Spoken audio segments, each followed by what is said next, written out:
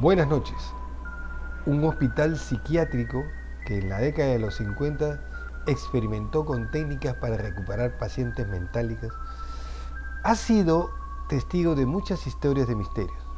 Algunas son espeluznantes y otras simplemente son increíbles.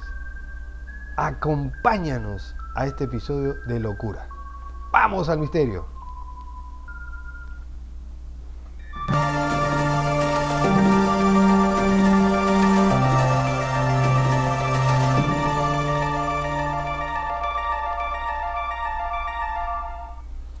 Buenas noches y bienvenidos al episodio 202 de Cruda Realidad.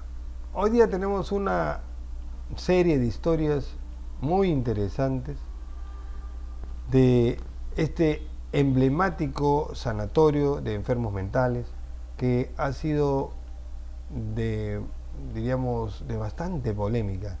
Yo diría que ha habido historias que verdaderamente uno no se las cree, pero otras que han sido corroboradas.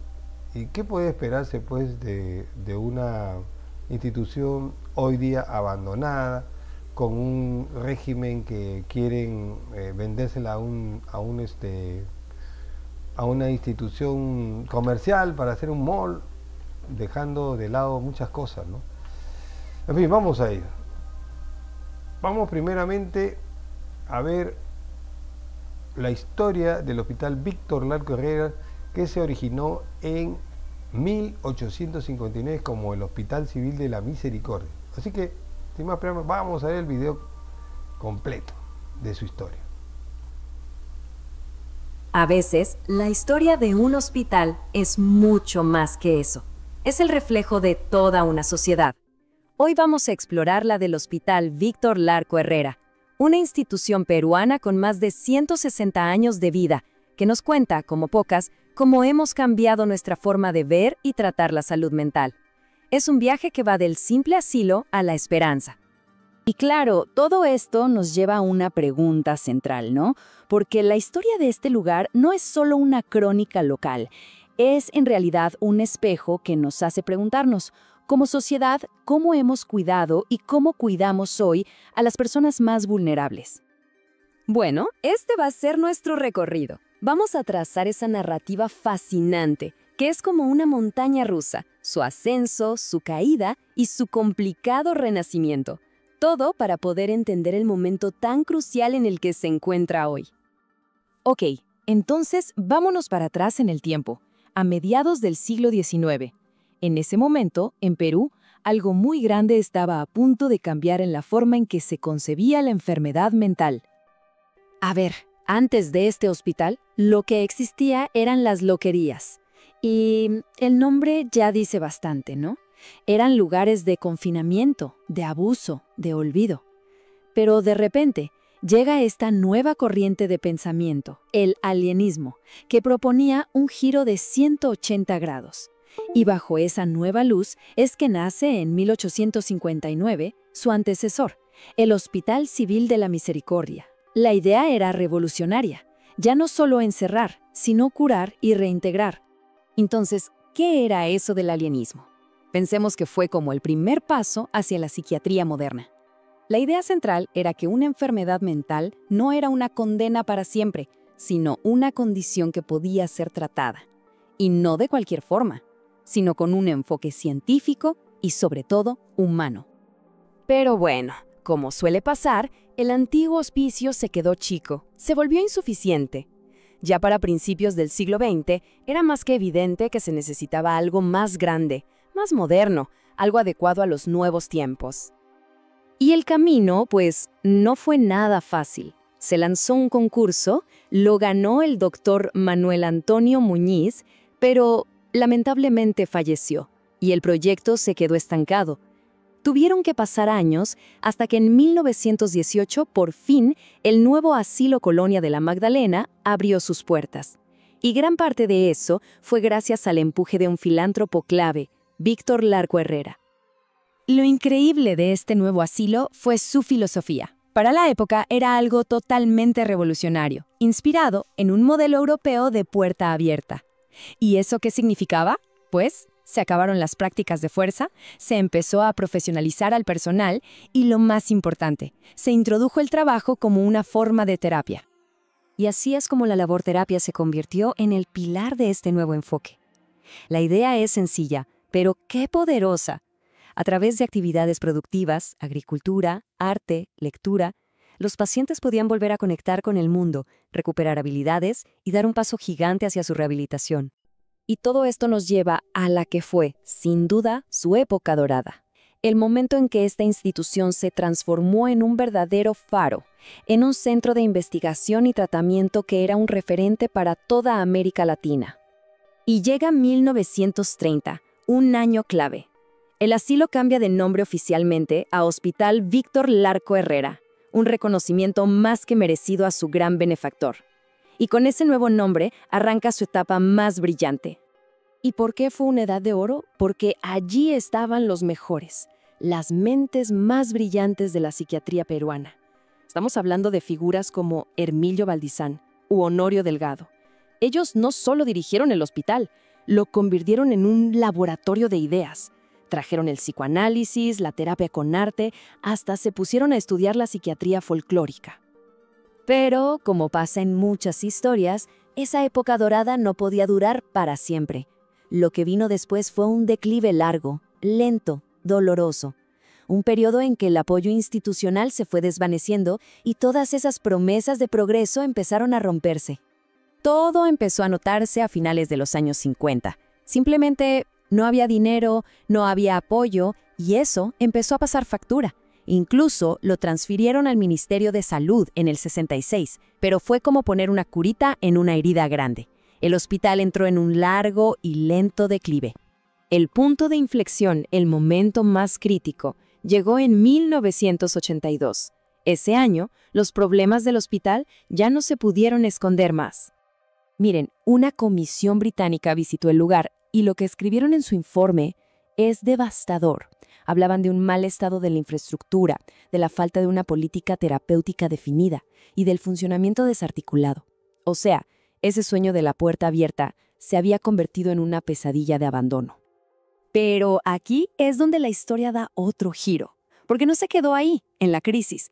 En la década de los 90, un liderazgo muy dedicado inició el dificilísimo proceso de reconstruir la institución, prácticamente desde sus cimientos. La transformación la lideró el director Enrique Bojórquez Giraldo, y su plan era muy claro. Había que dejar atrás el modelo de asilo para siempre. La meta era ser un hospital moderno especializado en rehabilitación y con un enfoque muy fuerte en la atención comunitaria y la investigación. Y la prueba de que el esfuerzo funcionó es contundente. Cuando la misma comisión británica que los había criticado tan duro regresó en 1995, su informe fue radicalmente diferente. Esta vez, elogiaron los avances significativos, validando el increíble trabajo de reforma que se había hecho. Y así, con toda esa carga histórica de altos y bajos, llegamos al presente. Un presente donde el hospital navega una identidad súper compleja y enfrenta desafíos que amenazan su propia existencia. Es que hoy el Larco Herrera no es una sola cosa. Es, por un lado, un hospital público vital que ofrece servicios especializados. Por otro, es un monumento histórico nacional protegido por ley. Y además, es el guardián de un patrimonio cultural invaluable, con un museo, una biblioteca y archivos históricos. Pero aquí está la gran paradoja. A pesar de su inmenso valor, su futuro está en peligro. Las limitaciones económicas son un problema constante, sí, pero hay algo más grave. Una disputa judicial con la Sociedad de Beneficencia Pública de Lima por la propiedad del mismísimo terreno que ocupa desde hace más de un siglo. Y aquí es donde nos quedamos, con una pregunta profundamente compleja. ¿Cómo puede una institución así, que es un pilar de la salud pública y a la vez un tesoro nacional, seguir existiendo si pierde el suelo bajo sus pies? Después de más de 160 años, su legado enfrenta la prueba más difícil de todas.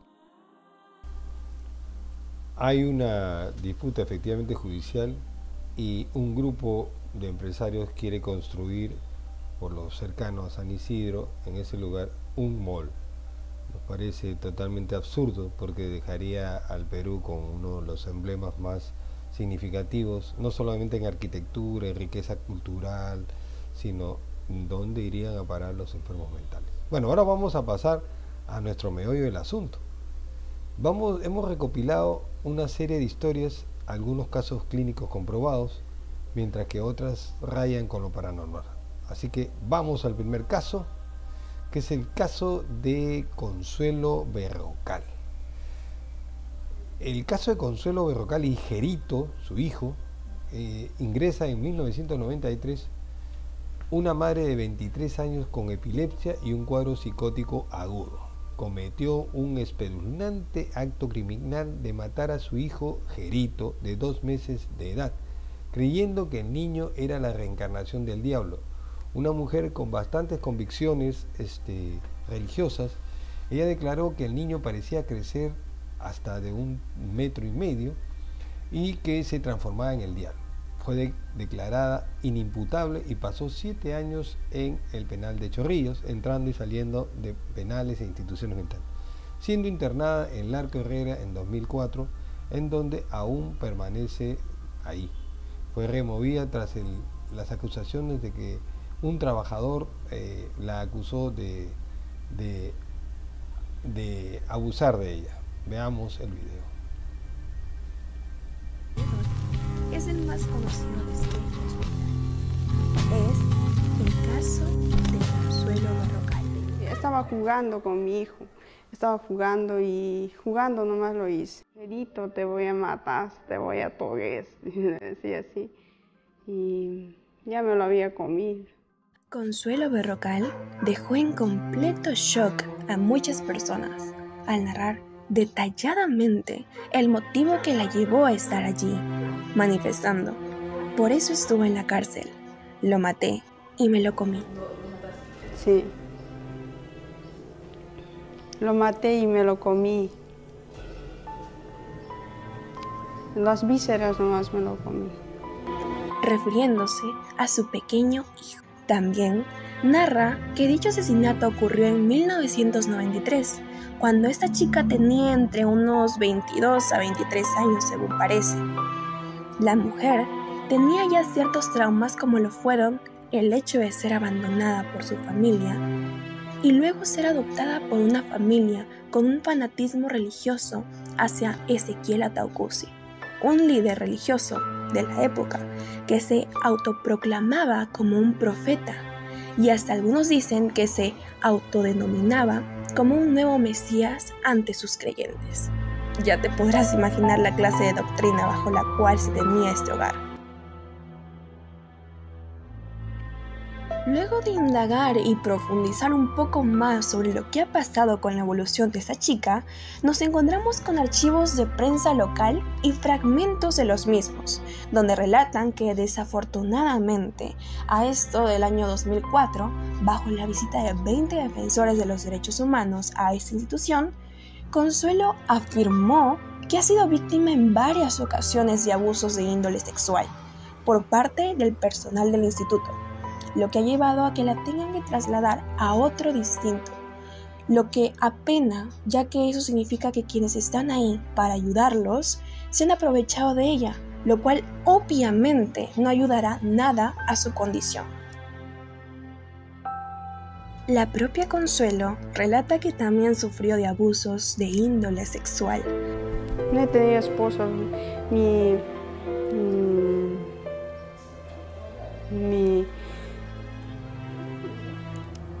fui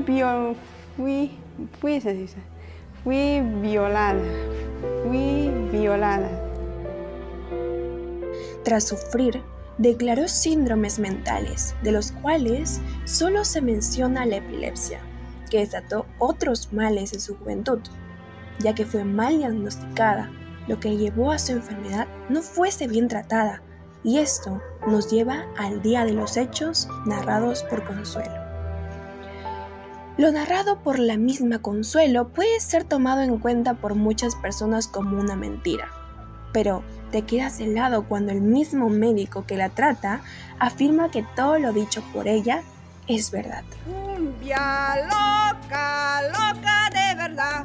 Yo bailo con mi monjito y me dicen la cumbia loca. Cumbia Ahora, finalizado la sección dedicada a Consuelo, nos muestran que esta chica se ha ido recuperando poco a poco, hasta se ha ido acostumbrando a la convivencia con el entorno de esta institución. Sin embargo, ella misma teme de lo que puede causar al estar fuera de estas instituciones. Sorprendente, ¿verdad? De repente, puede que pase. Esas cosas, con la insistencia de las voces, de repente me atrevo a hacer algo. Como esas cosas, como matar a mi hijo, así, atentar contra la vida de mi hijo. Así, o sea, tengo miedo. Por eso tomo las pastillas.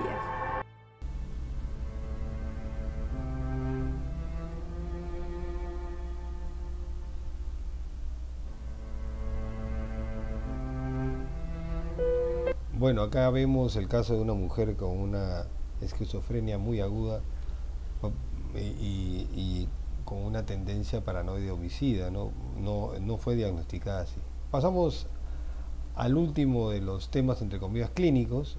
También el Arco Herrera, uno de los huéspedes ilustres fue el conocido poeta Rafael de la Puente Benavides, quien fue llevado a ese mausoleo a propósito de protegerlo, asegurándole casa y alimentación adecuada. La familia Benavides se aseguró de que estuviera en una quinta de reposo donde gozaba de las mejores atenciones. Adán era tratado como un huésped con simpatía. El hospital era un lugar de encuentro para intelectuales como Sabogal y otros que compartían noches de bohemia con Adán. Entonces, ahí se acaba la parte, entre comillas, normal de... Ahora pasamos a las historias verdaderamente alucinantes. Y vamos a comenzar con este paciente que no tiene nombre, que tiene un número, ¿no? En 1979 apareció un hombre en la puerta del hospital. Nadie supo su nombre, así que se le asignó la habitación 502. Y desde ahí quedó asignado que era el paciente 502. Era de poco hablar. Y desde el inicio comenzaron a escucharse palabras ininteligibles y al parecer eran de idiomas antiguos, hasta que un intelectual llegó y aseguró haber escuchado palabras en arameo y hasta en sumerio, lo que causó un asombro entre los intelectuales que llamaron a otros médicos, y el paciente, siempre vestida de blanco, hablaba como si estuviera hablando con una persona. Y él decía que eran espíritus de otros tiempos, ¿no? Bueno, vamos a ver el video para que más o menos se den cuenta. Esto me lo contó un interno de psiquiatría que hizo sus prácticas en el Hospital Arco Herrera, aquí en Lime. En los archivos del hospital hay registros de un paciente internado en 1979. Identificado como el número 502, pero nadie recuerda haberlo dado de alta, ni enterrado. Su historia quedó como una especie de secreto a medias entre los médicos antiguos. Algo que no se habla mucho, pero todos conocen. 502 ingresó por esquizofrenia paranoide. Decía que escuchaba voces que no eran humanas. Y lo más raro es que respondía en lenguas antiguas que nadie le había enseñado: arameo, latín e incluso algo que parecía sumerio. Al inicio pensaron que era una simulación, pero los psiquiatras mayores empezaron a evitar su caso. Un día simplemente desapareció, su habitación estaba cerrada por dentro. Nadie lo vio salir. Pero ya no estaba. Dejaron constancia en el acta y ahí quedó. Lo perturbador vino después. Desde entonces, al menos una vez al año, alguien reporta ver a un hombre sentado en la banca del pabellón sur, en bata blanca, murmurando palabras ininteligibles. Cuando se acercan, desaparece. Algunos internos aseguran que deja marcas en el suelo como si lo arrastraran desde abajo. Lo más raro, el número 502 nunca volvió a asignarse a otro paciente. Y lo que me heló la sangre es que el interno que me contó esto dijo que una noche se quedó solo en ese pabellón y vio en el vidrio de la puerta un número escrito con algo como tiza: 502. Bueno, vamos a pasar al segundo caso, que es la mujer de negro. Este es el relato de un trabajador que ya está actualmente jubilado, llamado Martín Chicana, quien ingresó a trabajar al Hospital Psiquiátrico Víctor Blanco Herrera en 1990 como personal de limpieza, y con el tiempo se convirtió en el encargado del área de archivo, manejando cientos de historias clínicas. Él comenta que muchos internos manifestaban huir de un pasillo que comunica la cocina con el pabellón de varones, antes de entrar al comedor central. En las noches nadie pasaba por ahí, pese que hay algunos internos que se llegan a salir de sus sitios, o que las puertas están oxidadas y las bisagras pueden ser empujadas y salen.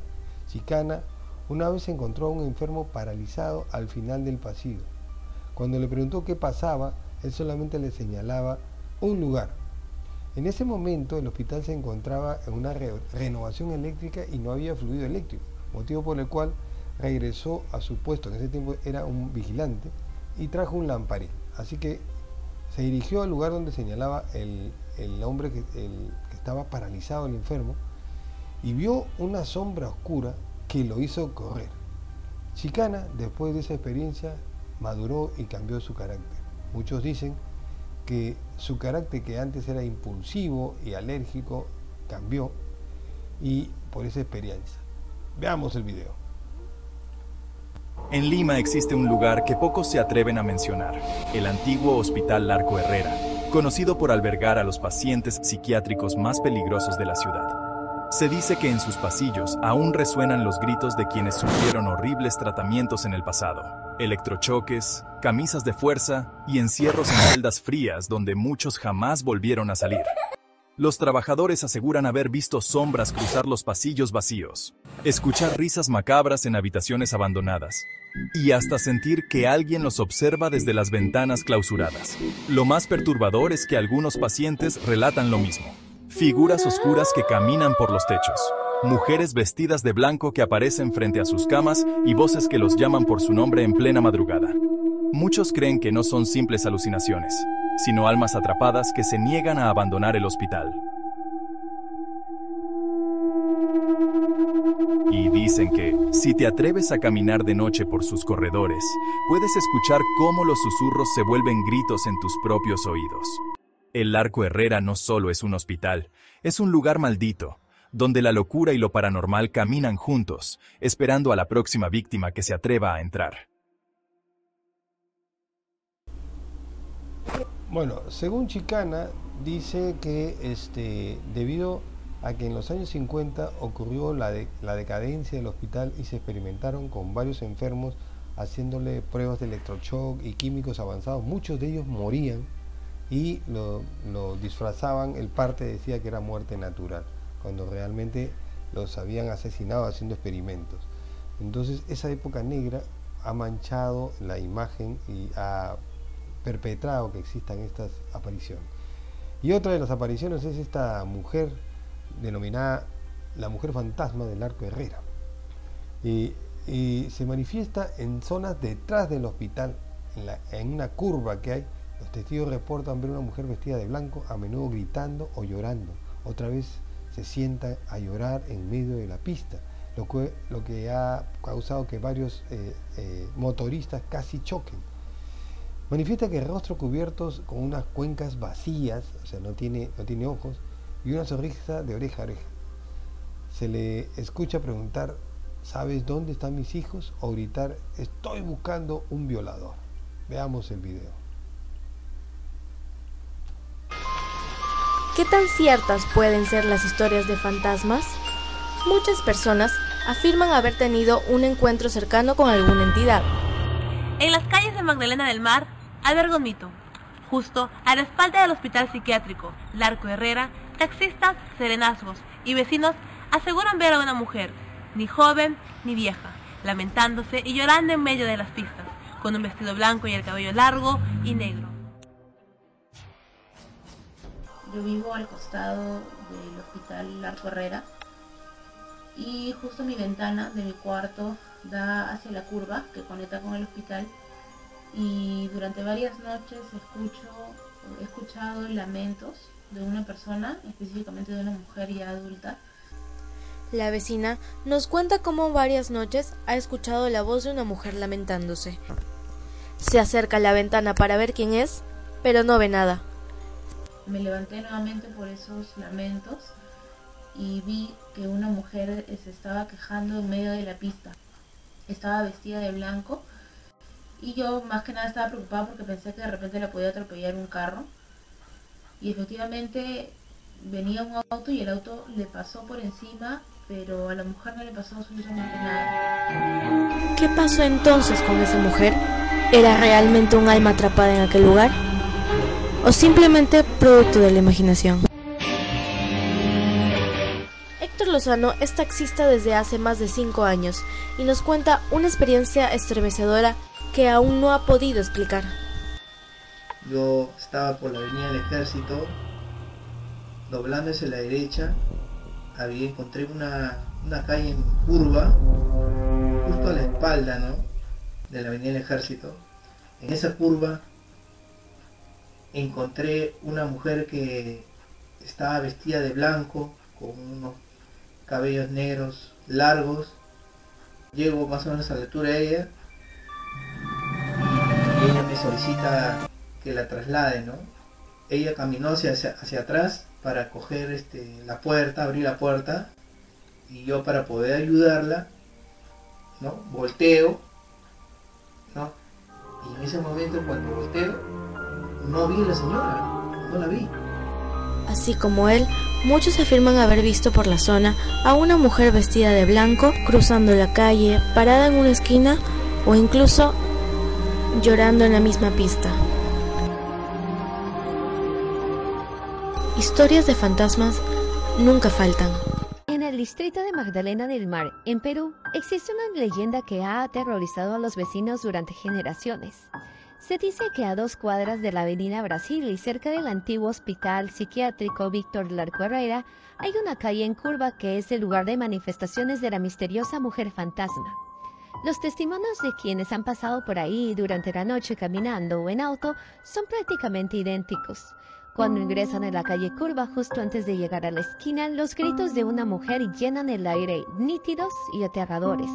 Al voltear se encuentran con la figura perturbadora de una mujer en medio de la pista, con las manos alzadas, llorando y gritando desesperadamente. Su edad es difícil de discernir, pero sus lamentos son escalofriantes.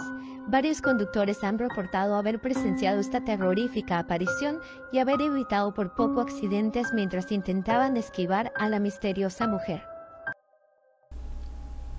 Bueno, y ahora nos encontramos con el caso para mí más alucinante. Este caso ha sido comprobado en los archivos.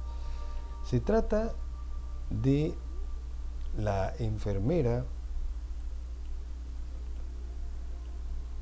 que viaja en el tiempo. ¿Quién es esta persona? ¿Quién es esta? Cuentan que en el año 1993 vino una de las primeras estudiantes de psiquiatría de la Universidad de Pereira en Colombia. Se trataba de la señorita Sara Ramírez, quien llegó al hospital atraída por una historia que había trascendido la frontera.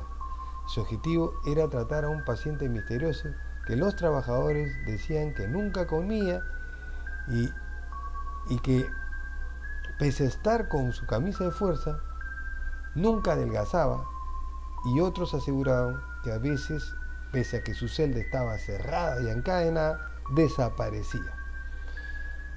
La joven, que era la número 1 de la Universidad Pereira, llegó y se dispuso a entrevistar a este hombre, cuyos testigos dicen que tenía una apariencia de unos 40 años, muy reservado, casi no hablaba, y la joven comenzó a tomar notas.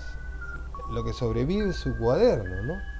Hasta que un día se escuchó un fuerte grito, y cuando fueron los trabajadores y se acercaron a la celda se encontraba, o sea, ella pedía que la encerraran con él dentro, ¿no? El paciente era dócil y estaban con camisa de fuerza, pero todos los trabajadores acudieron cuando escucharon el grito de la enfermera.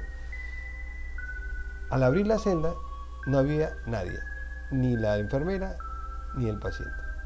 Desde ese momento hay un rumor que la enfermera o sea, que aparece una enfermera con características de Sara, que se presenta en los pasillos diciendo ¿dónde estoy? Este espectro parece estar y no estar. Se le ve a veces de forma física y a veces de forma transparente.